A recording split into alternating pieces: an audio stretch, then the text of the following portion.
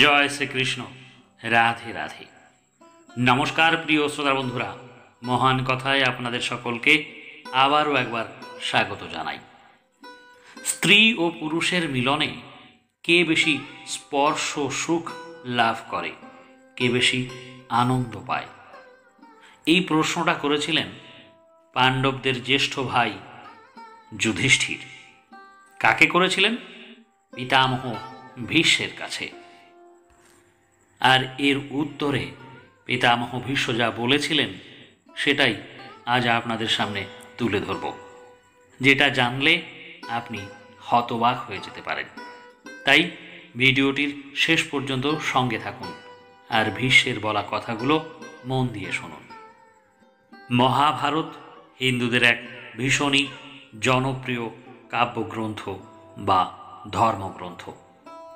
সেই মহাভারতে বর্ণিত আছে যে কৌরব ও পাণ্ডবদের মধ্যে 18 দিন ধরে ভয়ঙ্কর যুদ্ধ হয়েছিল, যাকে আমরা সবাই মহাভারতের যুদ্ধ বা কুরুক্ষেত্রের যুদ্ধ বলেই জানি। সেই যুদ্ধের 10ম দিনে অর্থাৎ 10 দিনে অর্জুন পিতামহ ভীষ্মকে অসংখ্য বাণের আঘাতে জর্জরিত করে শরশয্যায় ফেলে দিয়েছিলেন। তারপর আরও 8 দিন ধরে ভয়ঙ্কর যুদ্ধ হয় এবং সেই যুদ্ধের শেষে পাণ্ডবদের জয় হয়। জয়ের পরে যুধিষ্ঠিরকে হস্তিনাপুরের রাজা ঘোষণা করা হয়। রাজা হয়েও কিন্তু যুধিষ্ঠিরের কোনো কিছুই ভালো লাগে না। তাকে যেন একটা অপরাধ বোধ তাড়া করে বেড়াচ্ছিল। তার এই অস্থিরতাকে কাটাতে স্বয়ং মহাভারতের রচয়িতা ব্যাসদেব এবং দেবর্ষি নারদ তাকে সান্ত্বনা দিলেন। এরপর একদিন ভগবান শ্রীকৃষ্ণ এলেন যুধিষ্ঠিরের কাছে, এসে বললেন, হে ধর্মরাজ যুধিষ্ঠির, পিতামহ ভীষ্মের স্বর্গে যাবার সময় হয়ে এসেছে, উত্তরায়ণ এসে গিয়েছে। যদি তুমি তার কাছ থেকে কিছু জানতে চাও তবে আর দেরি না করে চলে যাও তার কাছে, আর তোমার মনের ভিতরে যা যা প্রশ্ন আছে সেই সব প্রশ্নের উত্তর জেনে এসো। যুধিষ্ঠির তারপর 5 ভাই মিলে এবং ভগবান শ্রীকৃষ্ণকে সঙ্গে করে চলে যান পিতামহ ভীষ্মের কাছে, যেখানে পিতামহ ভীষ্ম শরশয্যায় শুয়েছিলেন। সেখানে গিয়ে যুধিষ্ঠির নানা কথা নানা প্রশ্ন করেছিলেন ভীষ্মের কাছে। তার ভিতরে এই প্রশ্নটাও যুধিষ্ঠির করেছিলেন, স্ত্রী ও পুরুষের মিলনে কে বেশি আনন্দ বা সুখ অনুভব করে?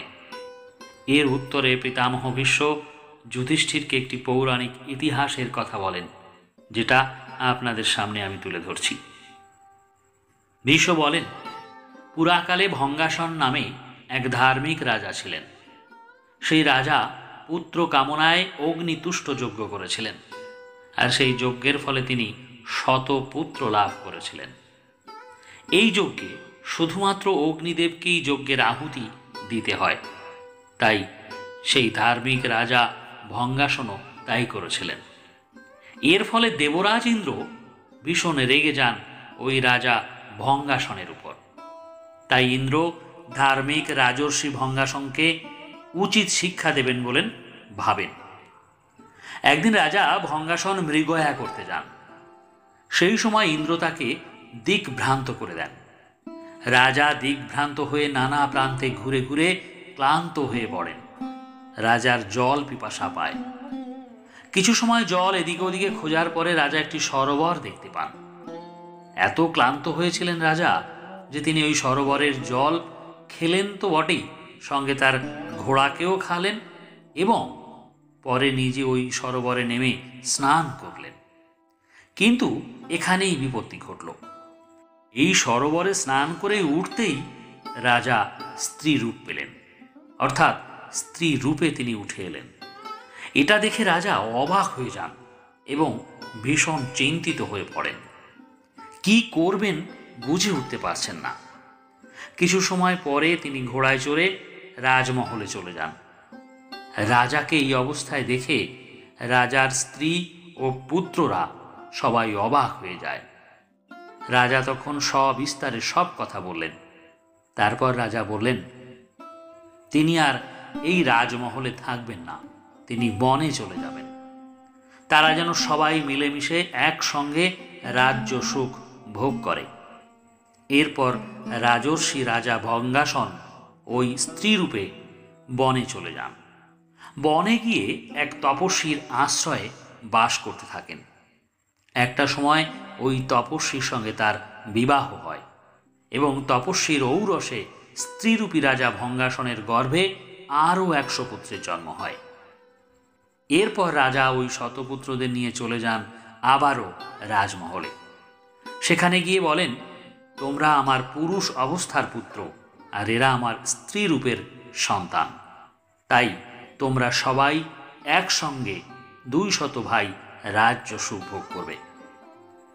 বাবার আদেশে 200 পুত্রেরা একসঙ্গে বাস করতে থাকলো মহা আনন্দে। ইন্দ্র এসব দেখে ভাবল, এ কি, আমি রাজার ক্ষতি করতে গিয়ে উপকার করে বসলাম। তাই ইন্দ্র ব্রাহ্মণের রূপ ধরে গিয়ে রাজার ঔরসে যেসব পুত্রের জন্ম হয়েছিল তাদের কাছে গিয়ে বললেন, একই পিতার পুত্রেরা বেশি দিন একসঙ্গে ভালোভাবে থাকে না। যেমনটা কশ্যপ মুনির পুত্র সুর ও অসুরদের মধ্যে বিবাদ হয়েছিল। তোমরা রাজর্ষি ভঙ্গাসনের পুত্র, আর বাকিরা তপস্বীর ঔরসের পুত্র। এরা তোমাদের পৈতৃক রাজ্য ভোগ করবে কেন? ইন্দ্রের কথা শুনে রাজার পুত্রদের মধ্যে বিবাদ শুরু হয় এবং তারা পরস্পরকে বিনাশ করতে থাকে। পুত্রদের মৃত্যু সংবাদ শুনে রাজার খুব কষ্ট হয়, তিনি কাঁদতে থাকেন। এমন সময় ইন্দ্র রাজার কাছে গিয়ে বললেন, হে রাজন, তুমি আমাকে বাদ দিয়ে শুধুমাত্র অগ্নিদেবকে তুষ্ট করেছ, যে আমার পরম শত্রু। সেই জন্য আমি তোমাকে এই শাস্তি দিলাম। এরপর রাজা ভঙ্গাসন ইন্দ্রের পায়ে পড়ে কাঁদতে থাকেন, আর ইন্দ্রকে তুষ্ট করবার জন্য নানাভাবে নানা তব স্তুতি করতে লাগলেন। ইন্দ্রদেব রাজার প্রতি সন্তুষ্ট হয়ে বললেন, হে রাজন, আমি তোমার স্তুতিতে সন্তুষ্ট হয়েছি। এবার বলো, তুমি কি তোমার পুত্রদের বাঁচাতে চাও? রাজা ভঙ্গাসন বললেন, হ্যাঁ। ইন্দ্র তখন বললেন, ঠিক আছে, তবে তুমি তোমার কোন পুত্রদের বাঁচাতে চাও? পুরুষ অবস্থার থাকার সময় যে পুত্রদের জন্ম হয়েছে তার, অর্থাৎ তোমার পুরুষ ঔরসে যাদের জন্ম হয়েছে তাদের, না তোমার গর্ভ হতে যাদের জন্ম হয়েছে তাদের? তপস্বিনী বেশী রাজা ভঙ্গাসন দুটো হাত জড়ো করে বললেন, আমার স্ত্রীত্ব লাভের পর যারা জন্ম নিয়েছিল তাদেরই বাঁচাতে চাই। কথা শুনে ইন্দ্রদেব অবাক হয়ে বললেন, তোমার পুরুষের ঔরসে জন্ম হওয়া পুত্রদের থেকে গর্ভজাত সন্তান প্রিয় হলো কেন? ভঙ্গাসন রাজা বললেন, হে দেবরাজ ইন্দ্র, পুরুষ অপেক্ষা স্ত্রীর স্নেহ, মায়া, মমতা অনেক বেশি। তাই ইন্দ্রদেব সন্তুষ্ট হয়ে বললেন, তুমি সত্য বলেছ রাজন। তাই আমি তোমার সব পুত্ররা বেঁচে উঠুক এই বর দিলাম। ইন্দ্র আরও বললেন, এবার বলো, তুমি কোন রূপ ফিরে পেতে চাও? আগের পুরুষ রূপ, না যে রূপে আছো অর্থাৎ স্ত্রী রূপেই থাকতে চাও? রাজা বললেন, আমি এই স্ত্রী রূপেই থাকতে চাই। ইন্দ্র এর কারণ জানতে চাইলে রাজা ভঙ্গাসন বললেন, হে দেবরাজ, স্ত্রী পুরুষের মিলনকালে স্ত্রীরাই স্পর্শ সুখ বেশি অনুভব করে, আনন্দ লাভ বেশি করে, তাই আমি এই রূপেই থাকতে চাই। ইন্দ্র বললেন, তাই হোক। এরপর ইন্দ্র চলে গেলেন।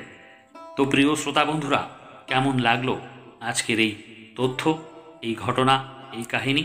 কমেন্ট করে অবশ্যই জানাবেন। ভালো লাগলে শেয়ার করবেন এবং চ্যানেলটিকে সাবস্ক্রাইব করে আমাদের সঙ্গে থাকবেন। আজ এই পর্যন্ত, কথা হবে পরের ভিডিওতে। ততক্ষণ সবাই ভালো থাকবেন। বলুন, জয় জগৎগুরু শ্রী শ্রী কাশী কৃষ্ণ পরমহংসদেবের জয়, জয় সদ্গুরু শ্রীমৎ স্বামী নিত্যানন্দগিরি মহারাজের জয়, জয় পরমাত্মা পরমেশ্বর ভগবান শ্রীকৃষ্ণের জয়।